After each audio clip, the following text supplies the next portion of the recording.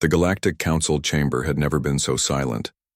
Representatives from 47 species sat in their curved amphitheater seats, their various forms of breathing apparatus creating a subtle symphony of mechanical whispers. At the center of the vast hall, two figures faced each other on the ceremonial dueling platform, one towering, one seemingly insignificant. Commander Vexithara of the Korthani Empire stood 9 feet tall, her forearms rippling with bioengineered muscle beneath chitinous armor that had never known defeat.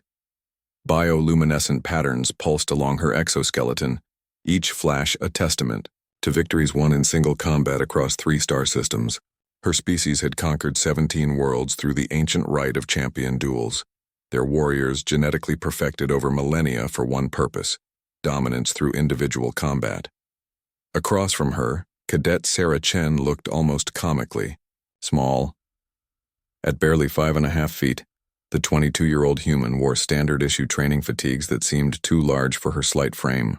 Her only distinguishing feature was a pair of worn combat boots and the calm expression that hadn't wavered since stepping onto the platform.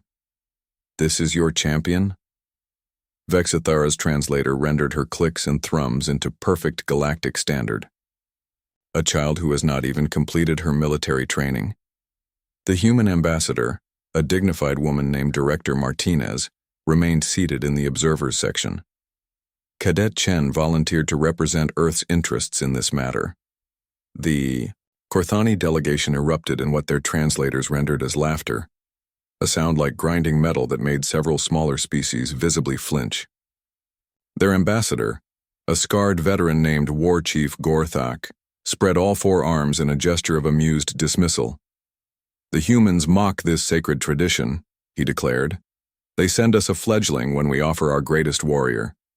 Perhaps they wish to surrender with dignity."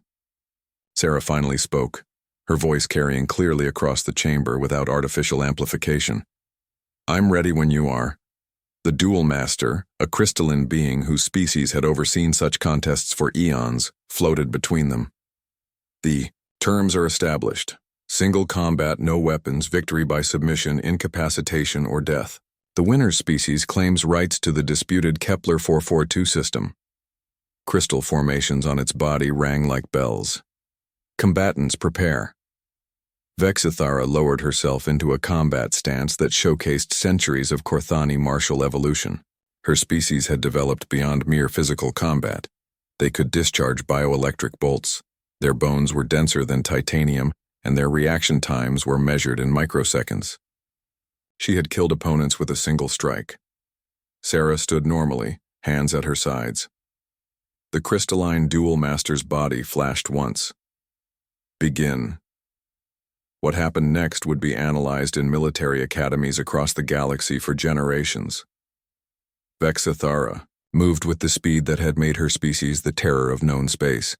4 arms struck simultaneously in a pattern designed to overwhelm any defense, each blow capable of crushing steel.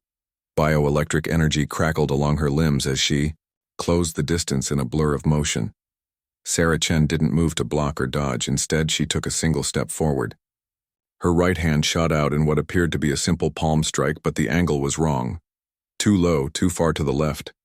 It should have missed entirely. Instead, her palm connected with a point just below Vexithara's primary joint, where the chitinous armor formed a tiny gap. The sound was barely audible, a soft click like a door latch engaging. Vexithara's charge became a tumble as her leg folded at an impossible angle. Her bioelectric discharge earthed harmlessly into the platform's conductive surface. 9 feet of apex predator crashed to the ground as her nervous system registered what her mind couldn't process: complete structural failure of her left anterior limb. The champion of the Korthani Empire lay motionless, not from pain. Her species barely felt such things, but from the absolute shock of biomechanical impossibility. In 17 worlds of conquest and over 300 duels, nothing like this had ever happened. Sarah stepped back and waited. "How?"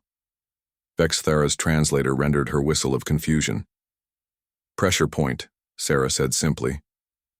"Your species' joints follow the same basic engineering principles as a door hinge. Apply force at the right angle with precise timing. and the whole system fails. She gestured at her opponent's leg. It's not permanent. You'll be fine in about 10 minutes. The silence in the chamber deepened. Several species were frantically consulting their databases on human anatomy and fighting techniques. The Korthani delegation sat in stunned disbelief. War Chief Gorthak finally found his voice. Impossible. Our warriors train for decades. Your warriors train to fight other warriors, Director Martinez interjected smoothly. Cadet Chen studied engineering before joining our military. She spent her childhood taking apart mechanical devices to see how they worked. She smiled. Yesterday she asked for detailed schematics of Korthani anatomy. We assumed it was academic.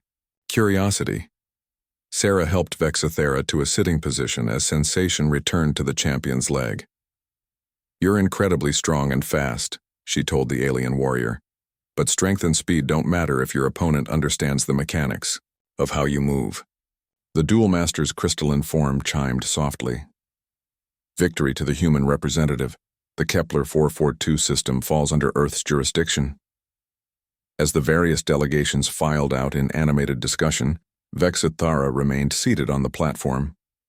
Her bioluminescent patterns had shifted to colors that, according to her translator, indicated profound contemplation. This technique, she said as Sarah prepared to leave. Could you teach it? Sarah paused. It's not really a technique.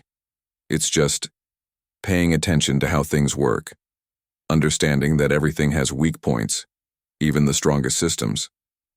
She smiled. But sure, if you want to learn. And that, historians would later note, was how humanity's greatest military alliance began. Not with conquest or intimidation, but with a 22-year-old cadet who had spent her childhood wondering why machines broke, and her teenage years learning exactly where to push to make them stop working. The Korthani would prove to be eager students. The galaxy would never be the same.